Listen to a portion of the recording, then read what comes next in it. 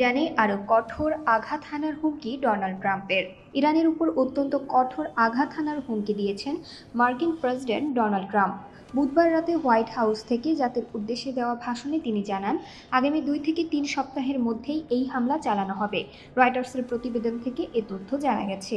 Donald Trump বলেন, আগামী 2 থেকে 3 সপ্তাহের মধ্যে আমরা তাদের উপর অত্যন্ত কঠোর আঘাত হানব। আমরা তাদের প্রস্তর যুগে ফিরিয়ে নিয়ে যাব, যেখানে তাদের থাকা উচিত।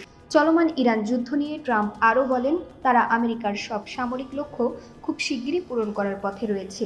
ইরান যুদ্ধ শেষ হলে গুরুত্বপূর্ণ হরমুজ প্রণালী স্বাভাবিকভাবেই আবার খুলে যাবে বলে দাবি ট্রাম্পের। এর আগেও সমঝোতা হোক বা না হোক, 2 থেকে 3 সপ্তাহের মধ্যে ইরান যুদ্ধ শেষ করার বার্তা দেন মার্কিন প্রেসিডেন্ট। 5 দফা শান্তি প্রস্তাবও দিয়েছে পাকিস্তান ও চীন। তবে হোয়াইট হাউসের ওভাল অফিসে প্রেসিডেন্ট ট্রাম্প জানিয়েছেন, পরাজয় বুঝে সমঝোতার জন্য তৎপরতা চালাচ্ছে ইরান। তবে যুদ্ধ শেষ করতে সমঝোতাকে তিনি অপ্রাসঙ্গিক বলে মন্তব্য করেন। ট্রাম্প বলেন, ইরানের পরমাণু বোমা তৈরির সম্ভাবনা শেষ হলেই হামলা বন্ধ করবে ওয়াশিংটন। এক্ষেত্রে 2 থেকে 3 সপ্তাহ সময় লাগতে পারে।